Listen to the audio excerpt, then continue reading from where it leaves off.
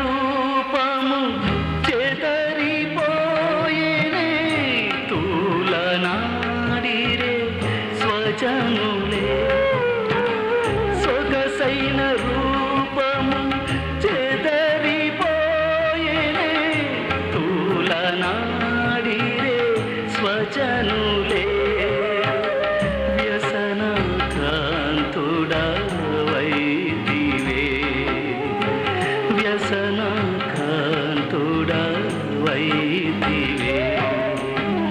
కలువరి సిలువలో జీవమును సగిన కృపామయుడా, తేజోమయుడా. దేవుని బిడ్డలారా, క్రైస్తవ లోకమంతా కూడా ఈ రోజుల్లో సిలువ వైపుకు చూస్తున్నటువంటి దినాలు. ఈ 40 దినాలు కూడా ప్రార్థన చేస్తూ క్రైస్తవ లోకమంతా సిలువ వైపుకు చూస్తూ ఉంటుండగా, సిలువ ద్వారా పొందుకునేటువంటి ప్రతి ఆశీర్వాదాన్ని సిలువ అనుభవంలోనికి ప్రతి వారు కూడా నడిపించబడాలి అని నేను ప్రార్థన చేస్తా ఉన్నాను. అందును బట్టే experience God like never before అనంటే, దేవుణ్ణి ఇంతకుముందు ఎప్పుడు కూడా అనుభవించనటువంటి రీతిగా మీరు ఈ సిలువ దగ్గరికి వచ్చేటప్పటికి, మీరు ప్రార్థన చేస్తూ ఉన్నప్పుడు, సిలువ వైపుకు మీరు చూస్తూ ఉన్నప్పుడు, ఆ నూతనమైనటువంటి అనుభవంలోనికి దేవుడు మనల్ని నడిపించునుగాక. అందరూ చేతులపైకి తామేం చెప్పండి. మరొకసారి ఈ సిలువ శ్రమల్లోనికి మనం వెళదాం. ప్రియులారా, దావీదు భక్తుడు రాసినటువంటి కీర్తనలో 12వ వచనాన్ని చదవండి. వృషభములు అనేకములు నన్ను చుట్టుకొని ఉన్నవి, బాషాను దేశపు బలమైన వృషభములు నన్ను ఆవరించి ఉన్నవి. బాషాను దేశపు వృషభములను గురించి ఆయన ఇక్కడ మాట్లాడుతూ అంటున్నాడు కదా. అవి బలమైనటువంటి వృషభములు, అవి నన్ను చుట్టుకొని ఉన్నాయి, అవి నన్ను ఆవరించి ఉన్నాయి అని అంటున్నాడు. వృషభము ఎద్దు, బలమైనటువంటి ఎద్దులు, మామూలు ఎద్దులు కాదు, ఇవి మామూలు సామాన్యమైనవి కాదు. వీటికి ఒక విశిష్టత ఉంది. అందుకనే బైబిల్లో దీని గురించి చాలా ప్రత్యేకంగా. ఇప్పుడు యేసుక్రీస్తు ప్రభువారు వదకు తేబడినటువంటి గొర్రెపిల్లగా ఆయన అక్కడ ఉంటే, ఆయన చుట్టూ కూడా శత్రువైనటువంటి సైతాను, వాడి యొక్క గణము ఏదైతే ఉందో, వాడి యొక్క సైన్యం అంతా కూడా యేసుక్రీస్తు ప్రభు చుట్టూ కూడా ఆవరించినటువంటి సన్నివేశం అది. ఆలోచించండి. ఇవి దేనికి సాదృశ్యంగా ఈయన వ్రాస్తూ ఉన్నాడంటే, ఆనాటి ప్రభుత్వం చాలా పవర్ఫుల్, చాలా రవి అస్తమించని సామ్రాజ్యం అని చెప్పబడుతుంది, రోమా సామ్రాజ్యం. ఆ సామ్రాజ్యానికి ఆనాటి రాజ్య అధికారులు ఉంటున్నారే, చాలా బలమైనటువంటి అధికారము కలిగినటువంటి వారు. వారి యొక్క చూడండి, ఈ సిలువ అనేటువంటిది వారి ద్వారానే ఈ లోకంలోనికి వచ్చింది. ఎంత భయంకరమైన నీచంగా ఆ సిలువ శ్రమ అనేటువంటిది ఎవరైతే దోషి ఉంటాడో ఆయన అనుభవిస్తాడు. అలాంటి సిలువ శ్రమను వారే ఇంట్రడ్యూస్ చేశారు. కాబట్టి వారికి సాదృశ్యంగా ఉన్నటువంటి ఈ యొక్క ఆంబోతులు అని చెప్పాలా, అర్థమవుతుందా? కాబట్టి ఆ ఆంబోతులు నా యేసయ్యను చిత్రవద చేసినటువంటి వాటిని ఎంత అమానుషంగా ఆయనను పట్టుకుని చీల్చేశారో, బ్రతికుండగానే చర్మాన్ని ఒలిచేశారో. మీలో ఎంతమంది ప్యాషన్ ఆఫ్ క్రైస్ట్ చూసారు, వీడియో చూసారు? ఎంత బాధ, ఎంత భయంకరమైనటువంటి ఆ వేదన అక్కడ కనబడుతుందో చూడండి. యేసు ప్రభుని వారు హింసించినటువంటి విధానం, ఆయనను చిత్రహింసలు చేస్తున్నటువంటి విధానం జాగ్రత్తగా ఆలోచిస్తూ సైంటిస్టులు, శాస్త్రవేత్తలు 3 రకాలుగా దాన్ని విభజించారు. 3 రకాలుగా దాన్ని డివైడ్ చేస్తే, ఒకటేంటంటే ఫిజికల్ టార్చర్, శారీరకమైనటువంటి టార్చర్, హింస. రెండవది మానసికమైన టార్చర్, మెంటల్ టార్చర్ అని అంటారు చూసారా, అది. మూడవది స్పిరిచువల్ టార్చర్, ఆధ్యాత్మికమైనటువంటి హింస.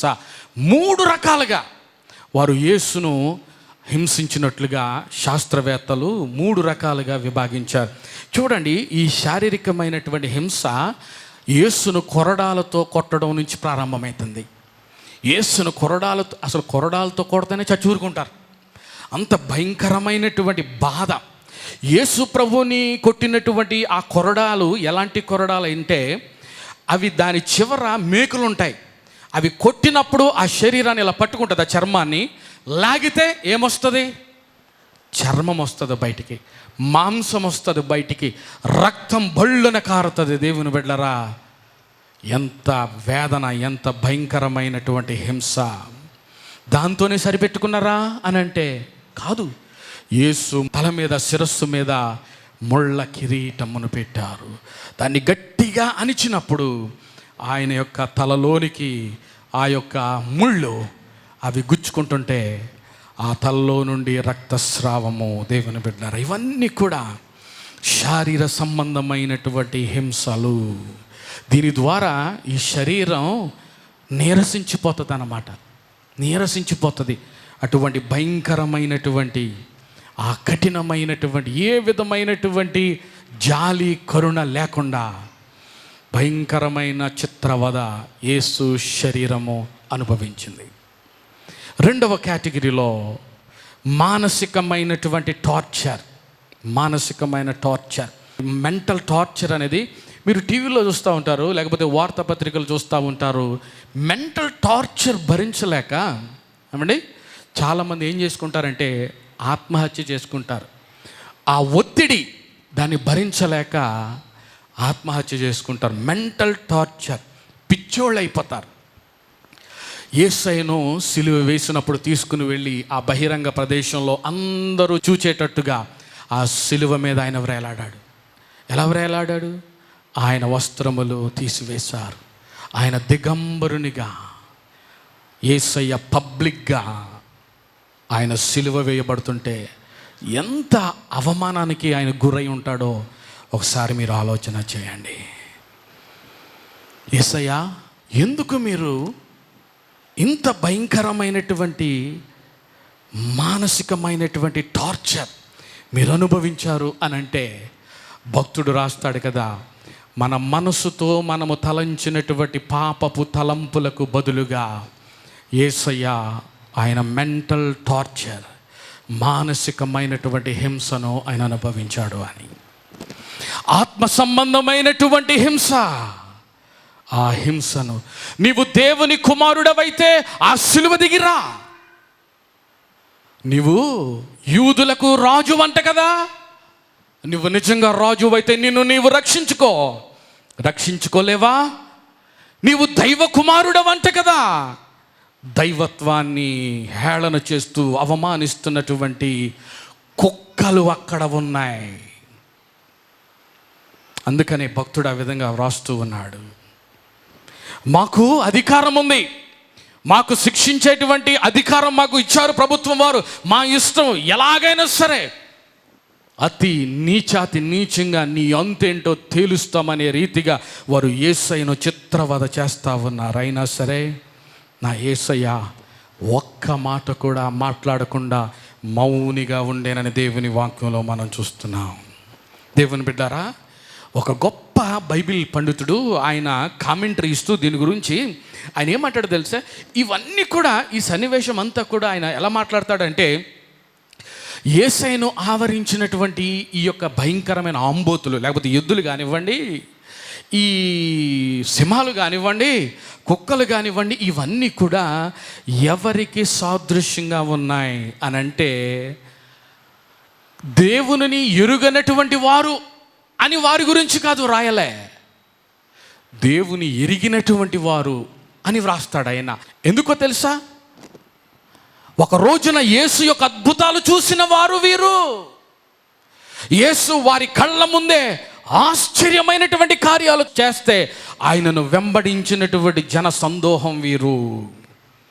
అప్పుడేమో హోసన్నా హోసన్నా అని జైలు కొడితే, ఇప్పుడు అదే ప్రజలదే నోటితో అంటున్నారు కదా, సిలువ వేయండి సిలువ వేయండి అని కేకలు పెడుతున్నటువంటి మానవుని యొక్క బుద్ధి.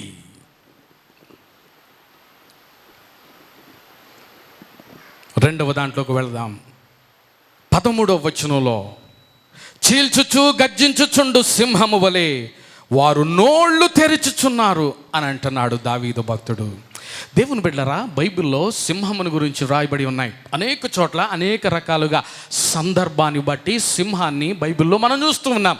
ఫర్ ఎగ్జాంపుల్ బైబిల్లో కీర్తన 10:9 అంటాడు కదా, విశ్వాసి కోసము పొంచి ఉన్నటువంటి సింహము. ఆ విధంగా కనపడుతుంది అక్కడ. అలాగే విశ్వాసిని ఎత్తుకొని పోతున్నటువంటి సింహము కనపడుతుంది ఒకటి. చాలా జాగ్రత్తగా వినాలి ఈ మాటలు. విశ్వాసిని ఎత్తుకొని పోతున్నాడు. చూడండి, సాధారణంగా సింహము ఒక జంతువుని పట్టుకున్నప్పుడు చంపి అక్కడే కూర్చుని దాన్ని తిందో. అదేం చేస్తుందో తెలుసా? దాన్ని పట్టుకుని ఎక్కడికో వెళ్ళిపోద్ది అనమాట. దాన్ని తీసుకుని వెళ్ళిపోయి, అంటే దొంగిలించేటువంటి స్వభావము కలిగినటువంటిది, చంపేటువంటి స్వభావము, మింగేటువంటి స్వభావము. అంతేకాదు, ఆ యొక్క జంతువు దాని యొక్క రక్తము, మాంసము, చర్మము ఇదంతా తిన్న తర్వాత దానికి ఇంకా ఆకలి తీరదంట. అది ఇంకా ఏం చేస్తుందో తెలుసా? దాని ఎముకల్ని కూడా నమలడానికి ప్రయత్నం చేస్తుంది సింహము. సింహము గర్జిస్తుంటుంటే ఆ చుట్టుప్రక్కల ఉన్నటువంటి ఆ ప్రాంతంలో ఉన్నటువంటి మిగిలిన జంతువులు కూడా వెన్నెముకల్లో వణుకు పుడుతుంది. వాటికి వెన్నెముకలో వణుకు పుడుతుంది. అంత భయంకరమైంది సింహము.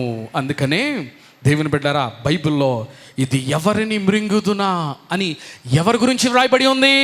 మన గురించి వ్రాయబడి ఉంది, క్రైస్తవుల గురించి వ్రాయబడి ఉంది, విశ్వాసుల గురించి వ్రాయబడి ఉంది. అందుకనే పౌలు భక్తుడు అంటాడు, జాగ్రత్త, అనుదినము కూడా మీ విశ్వాసమును మీరు కాపాడుకోండి.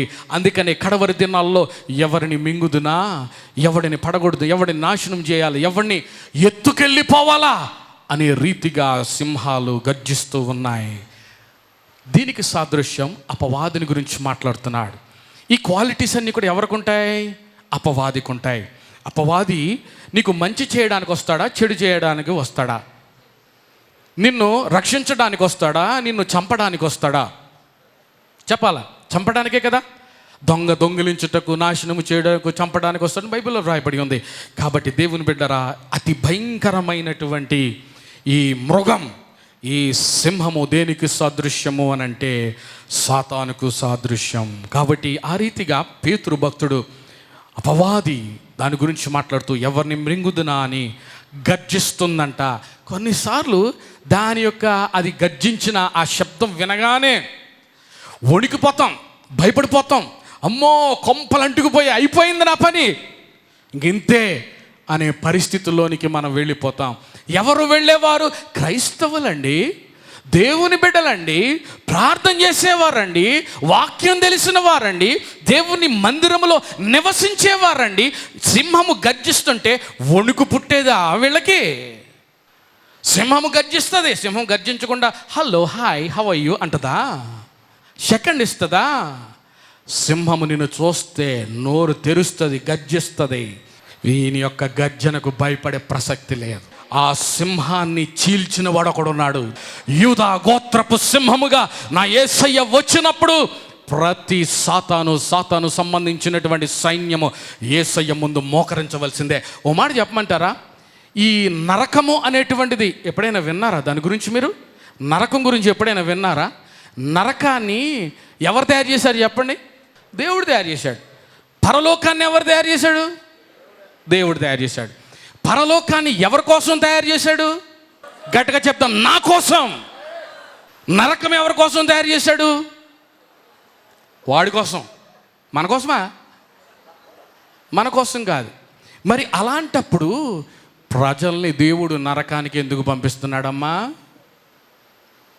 ఆలోచించండి. ప్రజల్ని, మనుషుల్ని దేవుడు నరకానికి ఎందుకు పంపిస్తున్నాడు? నరకము మనిషి కోసం కాదు దేవుడు తయారు చేసింది. ఆ మాటకొస్తే ఒకవేళ నరకమే గనుక మనిషి కోసం దేవుడు తయారు చేస్తే తండ్రి అయినటువంటి దేవుని యొక్క ప్రణాళిక అలాగ ఉండేది కానీ కాదు. యేసుక్రీస్తు ప్రభుల వారిని లోకానికి పంపించే అవసరత లేదు అప్పుడు. సిలువే లేదు అప్పుడు. పునరుత్థానం అనేటువంటిది లేదు అసలు.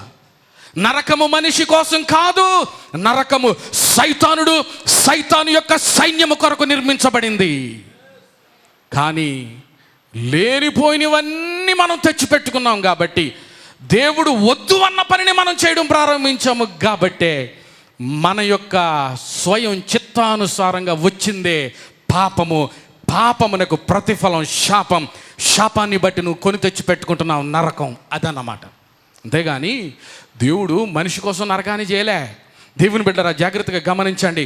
ఇప్పుడు ఈ సాతానుడు వీడి యొక్క సైన్యం అంతా కూడా ఆ కల్వరిలో విర్రవీగుతున్నాడు.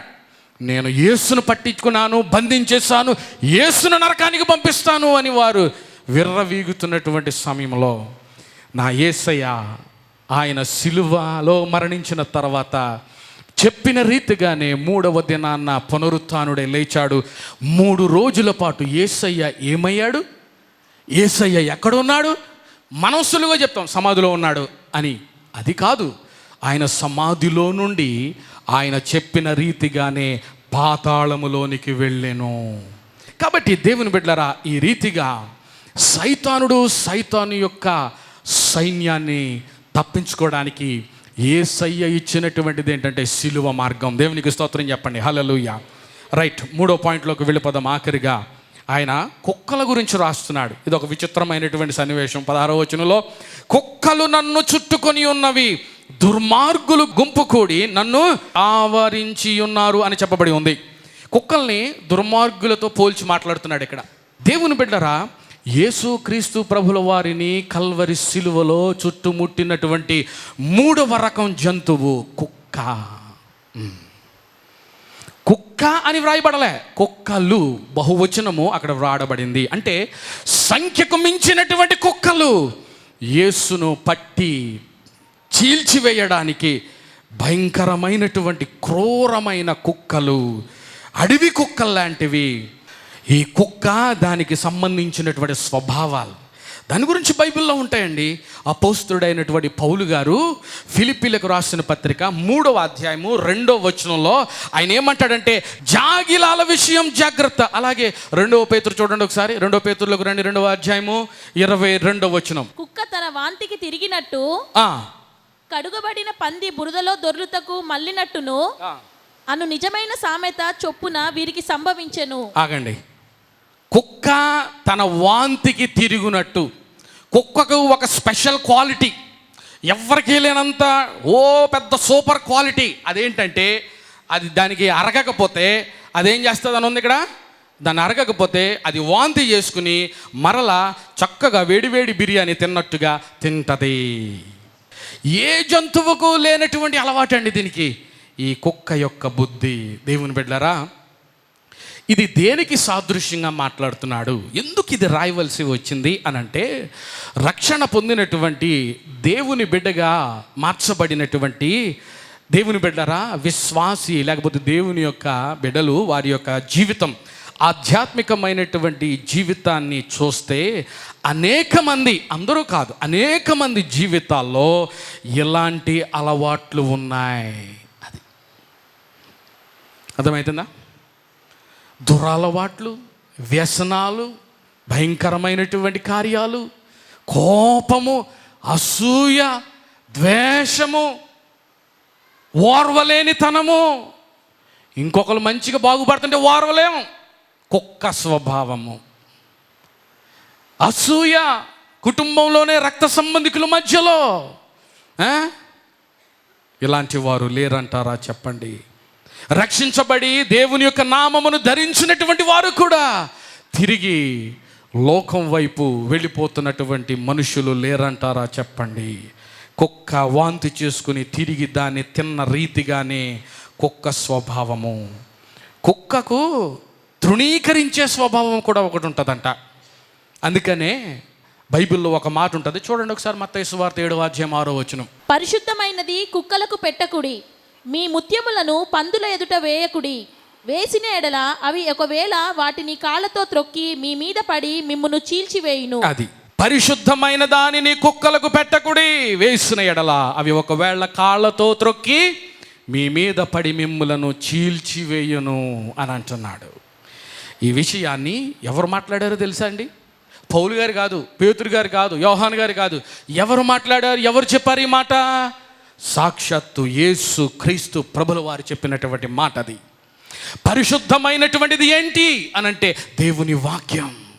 దేవుని వాక్యము పరిశుద్ధమైనది. ఈ పరిశుద్ధమైనది అపరిశుభ్రమైన కుక్కకు అంటదది. ఎన్నిసార్లైనా చెప్పు, ఎన్నిసార్లైనా సరే వాక్యం వినని, ఎన్నిసార్లైనా సరే నువ్వు బోధించు, అలాంటి వారికి వాక్యం ఎలాంటిదంటే అది కాళ్ళతో తొక్కి మనుష్యుని చీల్చివేసేటువంటి స్వభావం లాంటిది. అంటే వాక్యాన్ని తృణీకరించే వారికి ఇది సాదృశ్యంగా ఉంది. వాక్యాన్ని అంగీకరించనటువంటి వారికి, వాక్యాన్ని పోగొట్టుకునేటువంటి వారికి సాదృశ్యమని దీన్ని బట్టి మనకు అర్థమవుతుంది. మూడవ పాయింట్ ఏంటంటే ప్రకటన గ్రంథము 22వ అధ్యాయం 15వ వచనం, చివరి పాయింట్ ఇది. కుక్కలను, మాంత్రికులను, వ్యభిచారులను, నరహంతకులను, విగ్రహారాధికులను, అబద్ధమును ప్రేమించి జరిగించు ప్రతివాడును వెలుపట నుందురు. ఆగండి. కుక్కలు వెలుపల ఉండేవి, కుక్కలు పరలోకానికి వెలుపల ఉంటాయి అని ప్రకటన గ్రంథం 22వ అధ్యాయం 15వ వచనంలో ఉంటుంది. కుక్కలు పరలోకానికి వెలుపల ఉంటాయి కానీ లోపల ఉండే ప్రసక్తి లేదు. కారణం ఏంటో తెలుసా? ఇప్పుడు చదివినటువంటి వాటిలో ఏదైనా సరే నీలో ఉంటే, ఏదైనా క్వాలిటీ కనుక మనలో ఉంటే మన స్థానం లోపల కాదు, మన స్థానం ఎక్కడండి? బయట. ఎంత భయంకరమైనటువంటి పరిస్థితి! ఒక్కసారి చదవండి మళ్ళా మాట. కుక్కలను, మాంత్రికులను, వ్యభిచారులను, నరహంతకులను, విగ్రహారాధికులను, అబద్ధమును ప్రేమించి జరిగించు ప్రతివాడును వెలుపట నుందురు. అబద్ధాలు చెప్తే చాలు, ఏమండి, వారి యొక్క స్థానం ఎక్కడికి వెళ్ళిపోయింది? బయటకు వెళ్ళిపోయింది, పరలోకములో. అలాంటి వారు. ఇది ఎవరిని పోల్చి మాట్లాడుతున్నాడు అని అంటే రోమా సైనికులను పోల్చి మాట్లాడుతున్నటువంటి మాట. అందుకనే వారిని గురించి ఏమని కామెంటరీ చేస్తారంటే, వారి యొక్క స్వభావమును కుక్కలు ఏ రీతిగానైతే పట్టి చీల్చేస్తాయో అటువంటి స్వభావము కల్వరి సిలువలో నా యేసయ్య మీద వారు ఆపరేట్ చేశారు కాబట్టి యేసయ్య చీల్చబడిపోయాడు ఈ కుక్కలను బట్టి. అదనమాట.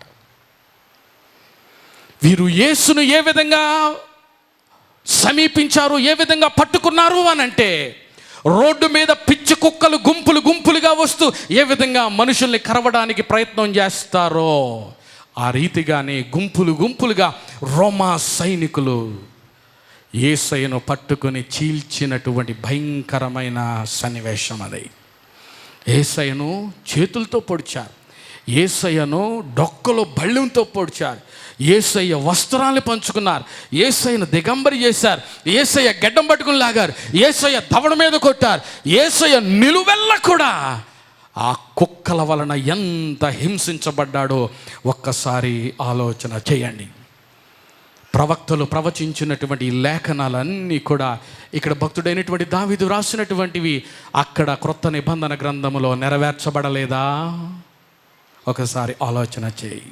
అందుకనే మత్తయి సువార్త 26:39లో యేసయ్య ఆయన ప్రార్థన చేస్తూ ఉన్నప్పుడు ఇందును బట్టే, అంటే ఇంకా యేసయ్య శ్రమల్లోనికి వెళ్ళక ముందుగానే తండ్రికి ఆయన ప్రార్థన చేస్తూ అంటున్నాడు కదా, నన్ను సాధ్యమైతే ఈ గిన్నె నా యొద్ద నుండి తొలగిపోనిమ్ము. అదనమాట. ఇప్పుడు అర్థమవుతుందా? యేసయ్య ఆ మాట, ఆ రీతిగా ఆ ప్రార్థన అక్కడ ఎందుకు చేశాడు అనంటే, ఇదిగో ఇంత భయంకరమైన చిత్రహింసలు, ఘోరమైనటువంటి నీచాతి నీచమైనటువంటి ఆ శ్రమలను యేసయ్య అనుభవించవలసిన పరిస్థితి వస్తుంది కాబట్టి ఆయన అంటున్నాడు కదా, తండ్రి నీ చిత్తమైతే ఈ గిన్నెను నా యొద్ద నుండి తొలగించండి అని ప్రార్థన చేస్తున్నాడు.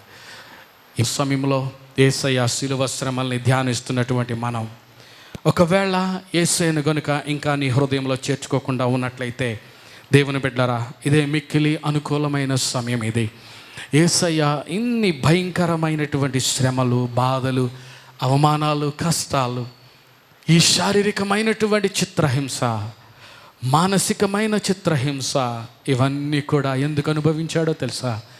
నేను అనుభవించవలసింది, కానీ నన్ను ప్రక్కకు తొలగించి యేసయ్య సిలువ మీదకు వెళ్ళిపోయాడాయన. ఆ శపితమైనటువంటి సిలువ మీద యేసయ్య వ్రేలాడుతున్నాడు. ఈ మధ్యాహ్న సమయంలో ఈ వర్తమానం విన్నటువంటి ప్రియ సహోదరుడా, సహోదరి, యేసయ్యను అంగీకరించకుండా ఇక్కడి నుంచి వెళ్ళొద్దని మీకు నేను మనవి చేస్తున్నాను. యేసయ్య నాకు కావాలి అన్నవారు దయచేసి మీరు లేచి నిలబడండి. మీకోసం నేను ప్రార్థన చేస్తాను.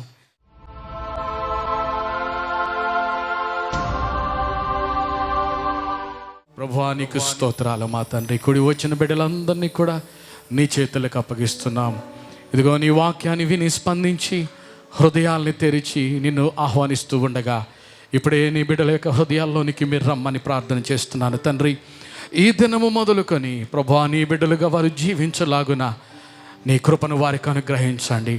నీ రక్షణ, నీ విమోచన నీ బిడ్డలందరికీ అనుగ్రహించమని ప్రార్థన చేస్తున్నాం.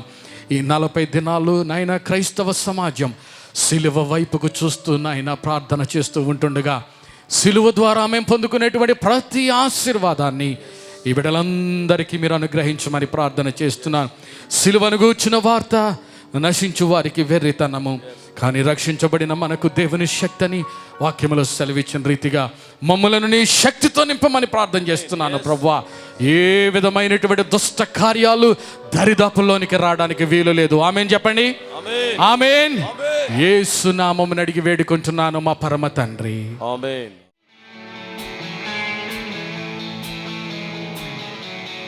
రాక్ చర్చ్ ఆరాధనా సమయములు: ఆదివారం ఉదయం 8 గంటలకు మొదటి ఆరాధన, ఉదయం 10:30 రెండవ ఆరాధన, సాయంకాలం 6 గంటలకు యవ్వనస్థుల కూడిక, సండే స్కూల్ ఉదయం 8:30 మరియు ఉదయం 11 గంటలకు. వివరములకు సంప్రదించవలసిన మా చిరునామా: rock church 10-5-7/6/1 first lancer road, Masab tank, Hyderabad 500028, Telangana రాష్ట్రం, ఇండియా. మా ఫోన్ నెంబర్లు 9849082709, 967686867260 మరియు 04023305844.